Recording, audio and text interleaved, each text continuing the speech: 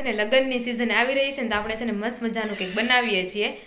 કોઈને ઘરે પણ ડેકોરેશન કરવું હોય ને તો મસ્ત ડેકોરેશન થાય એવું છે. તો સૌથી પહેલાં તો છે ને આપણે આવું પુઠ્ઠું લઈ લીધું.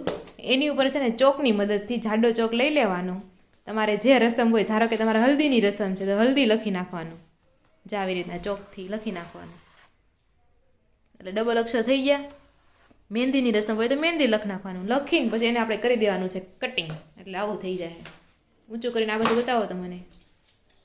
તો જો મસ્ત મજાનું આવું થઈ ગયું. હલ્દી લખેલું કોઈને લાગે, હાથે કટિંગ કરેલું જોયું, બાકી ખરખું લખેલું. હવે આના ઉપર છે ને આપણે લગાડવાના છે ફૂલ. તો ચાલો લગાડીશું, કારણ કે હલ્દી છે એટલે યલો કલરના આપણે ફૂલ લઈ લીધા છે, અને સ્ટેપલર લઈ લીધું છે, અને ગમ લઈ લીધો છે. તો ચાલો એક પછી એક આપણે ફૂલ લગાડી દઈએ. બધા લગાવે છે તો આપણી પાસે આ ફૂલની હર છે આખી, આ ગલગોટો છે. ગલગોટોને આપણે તોડી નાખવાનો છે. તોડી નાખશો ને એટલે જાવી છે ને એક એક પછી શું કહે ગોઠવેલા જશે, એક એક પન્ના કયો જે કયો એમ. એમાંથી તમારે થોડાક એવા લઈ લેવાના છે 3-4, અને આવી રીતના વાંકા ચોખ્ખું કરીને ને સ્ટેપલર મારી દેવાનું. એટલે તમે સ્ટેપલરની ક્લિપ હોય ને એ પણ દેખાય નહીં એમ. જુગાડ બાકી એક નંબરનો જુગાડ છે બાકી અમારો કા. તો તમે આસાનીથી તમારે મફતમાં આવડું હલ્દીવાળું બની જાય, કાંઈ પૈસાની જરૂર જ નહીં પડે. મફતમાં થઈ ગયું કહેવાય ના. તો પુઠ્ઠાની તો કાંઈ કિંમત નથી, તમે શોપિંગ કરો ને પુઠ્ઠું છે.